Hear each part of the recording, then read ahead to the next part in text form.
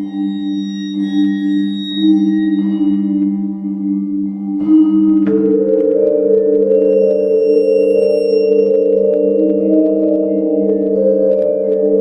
obviously my passion when it comes to video games is a specific genre known as survival horror. I at least do probably roughly around 3 videos per week that are dedicated to some kind of survival horror related game. But here's the thing, not every single survival horror game is good, and not every single horror game is a survival horror game. And it begs the question as to what makes a good survival horror game. What elements, what ingredients does it take to create a really good and amazing survival horror experience? And that's what I want to focus on with this episode of Nerd Space, as I'm going to dive down into some of my favorite survival horror games, look and see what key elements do they have in those games, and what truly makes the experience a true survival horror video game. So my name is Ruben with Nerd Space Games, and here are my top 10 key traits to a really good survival horror game. If a game has all or most of these traits, I feel like without a doubt in my mind that the game's going to be a really great survival horror experience. Also for this video, even though I have it ranked from 10 to 1, with 1 being the most important key trait in my opinion for a survival horror game, that doesn't necessarily mean that a survival horror game has to have all of these traits.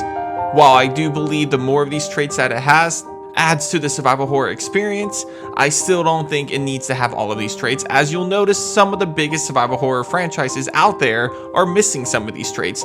I just feel like if a game has all of these traits, or most of these traits even, then it's more likely to be a better survival horror experience. But again, that's just my opinion. So with that out of the way, let's get it.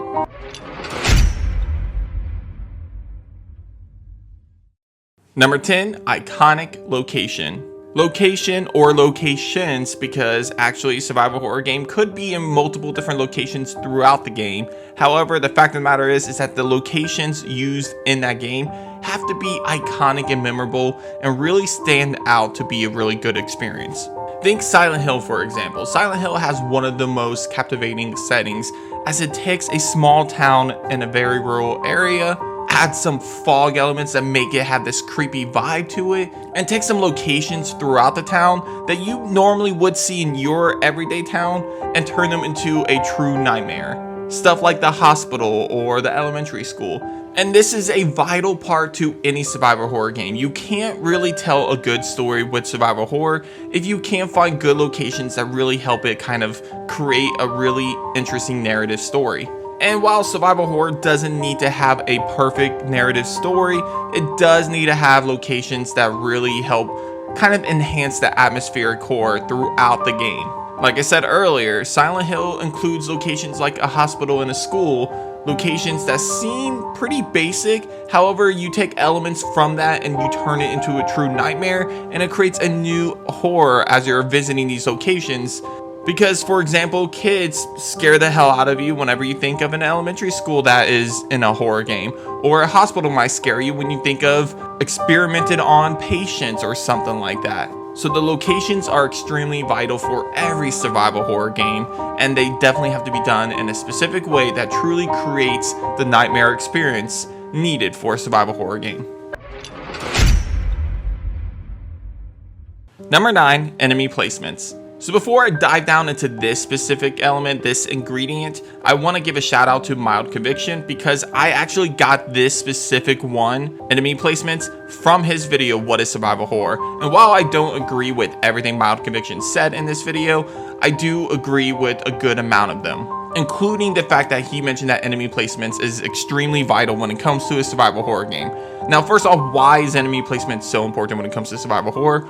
Well, survival horror is all about kind of giving you the option to either fight or flight. A lot of survival horror games give you that option, and that's why it's usually a vital part in every single survival horror game out there. But in order to give you this option, they have to do the right enemy placements. A perfect example I can think of goes back to the Crimson Heads and Resident Evil 1 remake, where you can take down zombies in hallways to make it easier for you to get to maybe the save room. But by taking those enemies down, now you have zombies that are dead on the floor. And as we know, when it comes to Resident Evil 1 remake, if you don't burn the body, it will come back as a Crimson Head, which is extremely powerful and is extremely quick. So it kind of leaves the option for choice as to if you should fight and kill a zombie or just run and dodge it while it's easier to dodge the slower walking zombies. And enemy placements is a very important part about that, because by placing the enemies in your hallways that get closer to the save rooms, it kind of puts that choice in your mind that should you conserve your ammunition, just run past these slower walking zombies, or should you use those valuable bullets to take down that zombie so you don't have to deal with them anymore. And that's why enemy placements is so important when it comes to survival horror. Not to mention, it also creates more of the jump scares and the atmospheric horror if they put the enemies in the right place. For example, the dogs jumping through the window in Resident Evil 1 in that one hallway, placing those enemies perfectly right there kind of creates one of the most iconic scenes in Resident Evil. That's why enemy placements are so important when it comes to survival horror. Number 8, manual saves. Okay, so does a survival horror game need manual saves? No, technically it doesn't, but in my opinion, it makes it so much more of that survival horror feeling, because survival horror is all about making the right choices at the right time to survive a horrifying experience. And manual saves kind of up the ante with that. Whenever you do the autosave feature, it kind of takes away the tension and the fear of you getting through the levels, because you don't have to worry about dying, because you just load right back up to the most recent autosave. However, with manual saves, you have to choose the right time to go back and save again before you continue your journey. And then it kind of leaves a huge decision for the player to make, where you have to decide if it's worth just pushing forward and getting a little bit farther till you get to the next save room area, or do you just go back and save, play it safe, and then continue on with your journey. To me, it adds a lot more fear as you're playing through the experience, and it really truly creates a survival horror experience if you don't have that autosave feature. A perfect recent experience that I can bring up that I think would give you an idea of why manual saves are so important for a survival horror game would be looking at Amnesia The Bunker. Amnesia The Bunker is a really short survival horror experience. It's an extremely short game. It's not a massive game. However, one of the biggest elements of the game is the fact that the stalker enemy can pop up at any point in time, and it's extremely a huge surprise every time the stalker enemy pops up. However, if you have the autosave feature as you're going through the bunker, you're not as scared to explore. You're not really scared to look around, and the stalker doesn't really terrify you that much, because you know if he kills you, you just spawn maybe like 5-10 seconds before you actually ran into him. So it's not that big of a deal. So the game could be completed a lot faster, and you don't really have that fear and tension going through the bunker anymore. However, with them adding the manual saves in the bunker with the lanterns, you now have this dread feeling going through the bunker, because again, there's only 2 save points throughout the entire map, which means you have to go far back to go ahead and get that manual save. And if you don't, then you risk running into the stalker and potentially getting killed and going all the way back. So it's on the next level of horror, because you have that anxiety feeling as you're going through the bunker now, because each time you explore a new room, a new door that you haven't been to before, you are truly terrified of an experience popping up that you're not ready for, and you keep thinking in the back of your mind, maybe I should go save, maybe I'm not making the right choice here. Having that option definitely truly creates more fear and anxiety for the experience, and that's why I think it's vital to have the manual saves in a survival horror game. Number 7, items, Easter eggs, and other rewards. So this is probably something that people don't really think about when it comes to a survival horror experience, and that is the fact that you need something to motivate you to explore a little bit more. Some of the best survival horror experiences come from games that really involve you really diving deep down into exploring the map. However, you're not going to explore unless there's a reason to do it, whether it be Easter eggs or ammunition or just really cool cutscenes that you won't experience unless you go to this specific area. You need some kind of motivation to explore. And to me, that's an extremely vital part when it comes to the survival horror experience, because exploring, going to rooms that you've never been to before is always a truly horrifying experience, while also being a very interesting experience, because you're going to a place you've never been to before, and you have no idea what kind of goodies you can find as you open a new door. However, you're not going to do this without those goodies. Unless you know those goodies are around the map, you're not going to do it. I can think of a lot of different recent examples to give you. I've already talked about Amnesia. I'll talk about that again, because that is probably the most recent experience I can think of. But think of Amnesia The Bunker. Most of its story is hidden behind the documents spread out around the bunker. Therefore, in order for you to truly understand what the hell is going on, you need to explore. You need to look into every single room. You have to open every single door, solve every single puzzle to find all of these different documents to understand the story of Amnesia. And even if we look at a bigger franchise like Resident Evil has been known to hide key details in its documents. These might not be considered Easter eggs technically, although some of them are, but the more important fact is that you can find a lot of story details regarding different characters or different events throughout the Resident Evil games that really help you truly understand what's going on.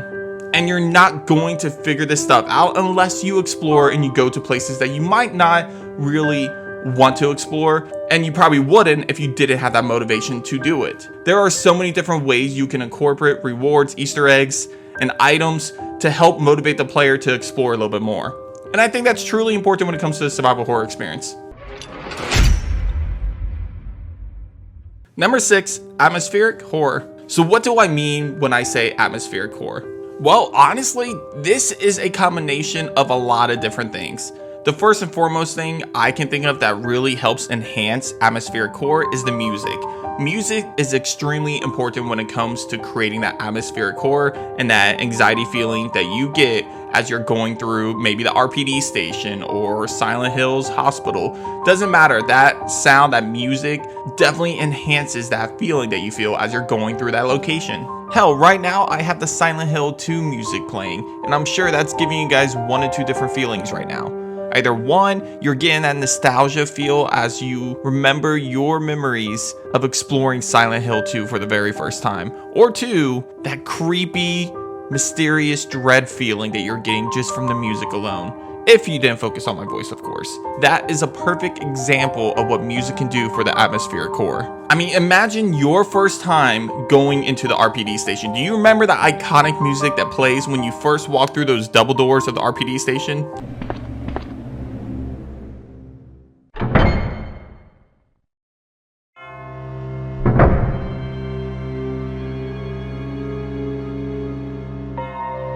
And do you remember the feeling you get as you explore the Spencer Mansion, the different types of soundtracks you get as you're exploring different rooms and different locations throughout the Spencer Mansion? All of that music does one very important part when it comes to atmospheric horror, and that is set the tone for you to have that anxiety, feeling, fear that you get as you're exploring the location. But music is not the only important thing when it comes to atmospheric horror. I mentioned earlier how location is extremely important, but if you're just walking through a normal hospital with nothing going on, or if you're just walking through a random mansion with nothing going on, that really doesn't enhance atmospheric horror. You have to have the right set design to kind of create that feeling that you are truly in a dread-filled place. A perfect example is the architecture of the Spencer Mansion. I think that mansion does a perfect job at creating atmospheric horror. With the music combined with the set design, it definitely makes you feel tension every single time you walk through a door. For example, the gloomy hallways, especially on the second floor as you're going through different doors and walking down those hallways, hearing the sound of the zombies moaning and crying, having the window bust open by a zombie dog. All those combine to create an atmospheric horror that really makes you feel the anxiety as you go through the entire mansion. Number 5, the power of choice. So when you think about all the different survival horror games out there, I want you to think about some of your favorite ones. Now that you have those in your mind, think about what those games make you do. You always have a decision to make every single time you encounter a monster, a zombie, a dinosaur, whatever it may be inside that survival horror experience that you're thinking of. However, you're usually down to two different options whenever you confront that monster, and that is you can either fight or flight. And both of them have pros and cons to each decision you make. For example, if you fight the monster, you won't have to deal with that monster later on, hopefully, unless another monster is added to that spot in a unique way later on. However, the downside to that is that you're using ammunition that is extremely valuable when it comes to a survival horror game. Or in Resident Evil 1 Remake's case, taking down the zombie could create an even more powerful zombie that you have to deal with later on. Option 2, flight, you can run past that monster.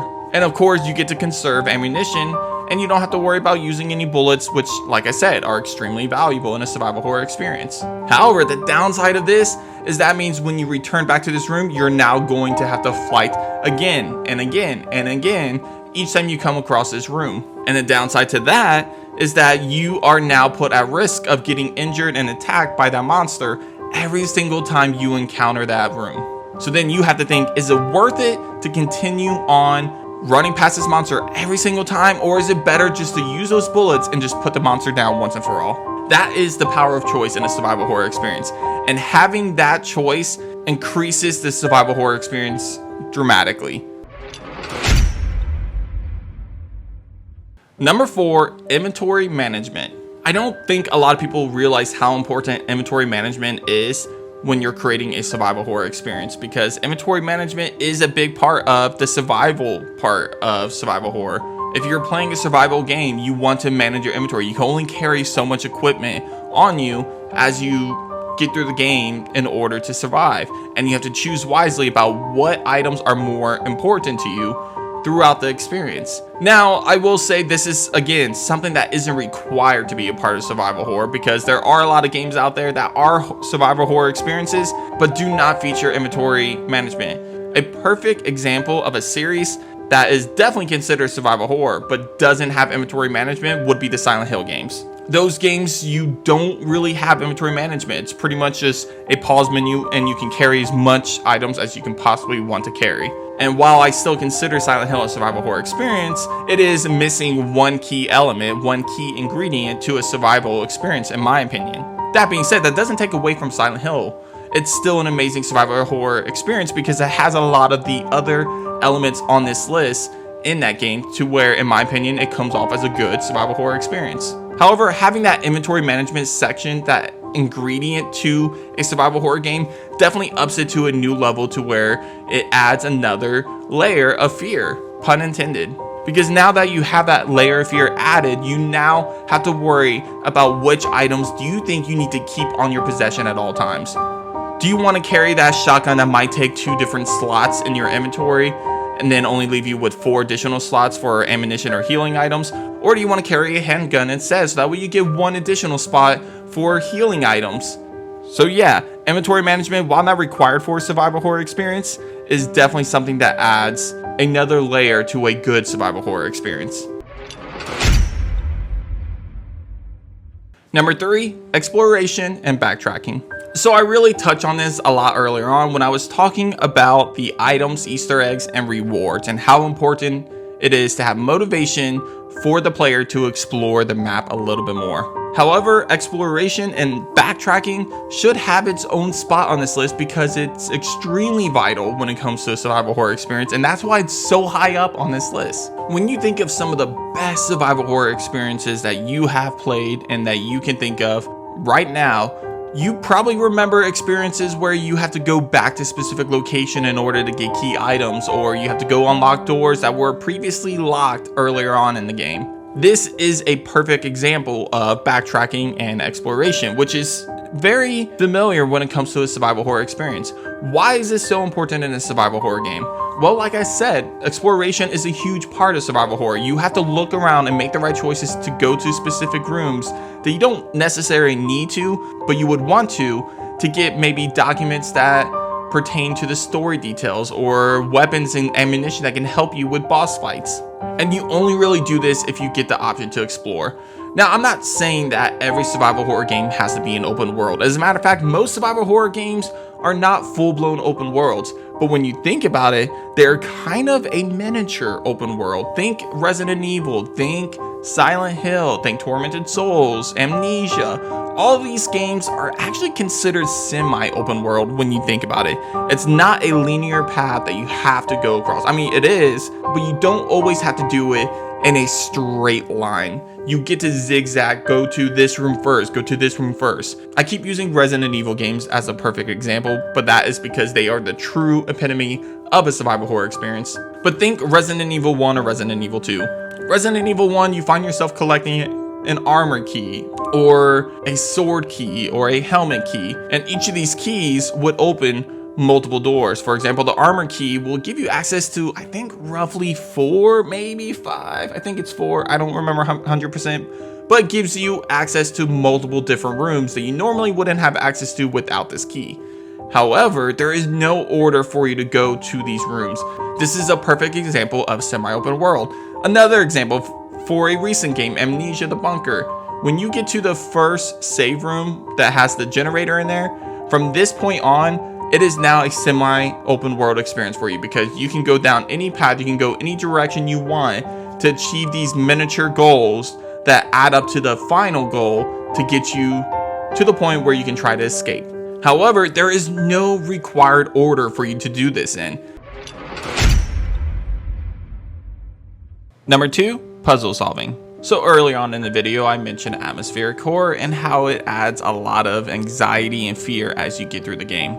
I also mentioned that the iconic location and the enemy placements also add this, as well as manual saves. Pretty much every single element on this list in some way adds fear and anxiety as you're playing through a survival horror game. However, what actually takes survival horror up to the next level is whenever you take all of those elements piling on top of you, and then you also have to solve puzzles throughout the game.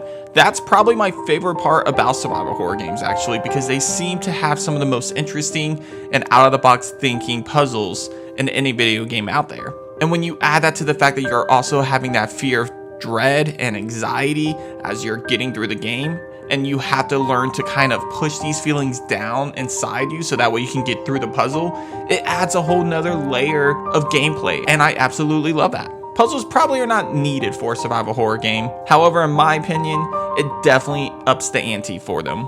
It adds another element that you have to battle through while you're also going through these feelings. All of the best survival horror games out there also have some really interesting puzzles. Rather, they go the route of Silent Hill and do the more riddle-based puzzles where you have to think about what it's telling you, or they do some of the Resident Evil puzzles where it's pretty much just about placement and using items in the right locations. Regardless, the fact of the matter is that survival horror has definitely created a niche where you can always expect some really interesting and unique puzzles in survival horror games.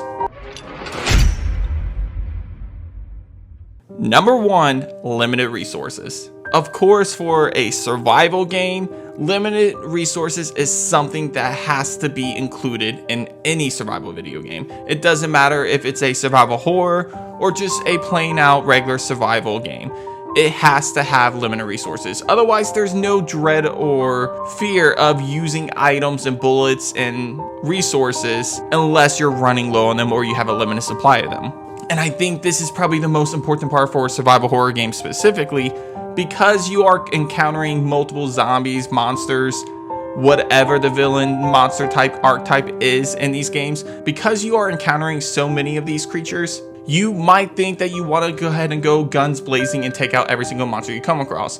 However, in survival horror, in that genre, they create a unique perspective to where you don't have all the ammunition in the world to take down enemies. That's why in stuff like Resident Evil 4, the original and remake game, a lot of people don't see them as a survival horror game because you can pretty much kill enemies for more bullets or healing items. You can find them all over the place. And a lot of times you're pretty much run and gunning. It doesn't feel like a true survival horror game. I still consider it a survival horror game, but it's not a true survival horror game. However, you take that and you compare it to something like the original Resident Evil game, where in that case, you can't just run a gun and kill every single enemy. As a matter of fact, if you try to kill every single enemy inside Resident Evil 1, you probably would run out of bullets, you probably would run out of ammunition, and then you would be screwed having to do some boss fights with just a knife, which is doable, honestly, because, you know, there is an achievement for it, but is not ideal. Also, by providing limited resources, it does open the door more for the power of choice, which is something that we talked about earlier on in this list. Actually, limited resources probably connects to every single thing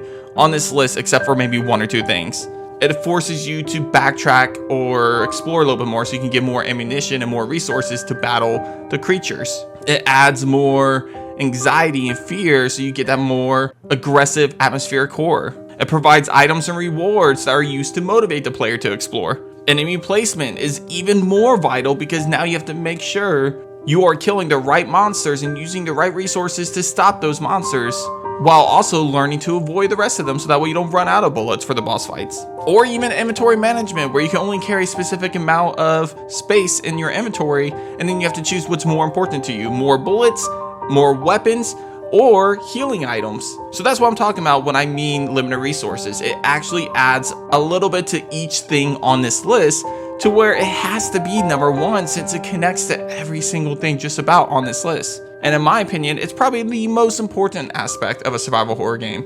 But that's gonna do it for this list, guys. Hit up the comments, let me know in your opinion, which of these traits are most important. Are there any traits that I'm missing that's not on this list that you think should be on this list that is vital for a survival horror game? I'd love to know your opinions in the comments down below. Anyways, if you haven't already, make sure you consider hitting that subscribe button, as it helps the channel out greatly. Also, hit the like button if you enjoyed this video, or the dislike button if you didn't like this video, and then share this video with your friends and family. As always, guys, I will see you on the next episode of Nerd Space Games. Take care.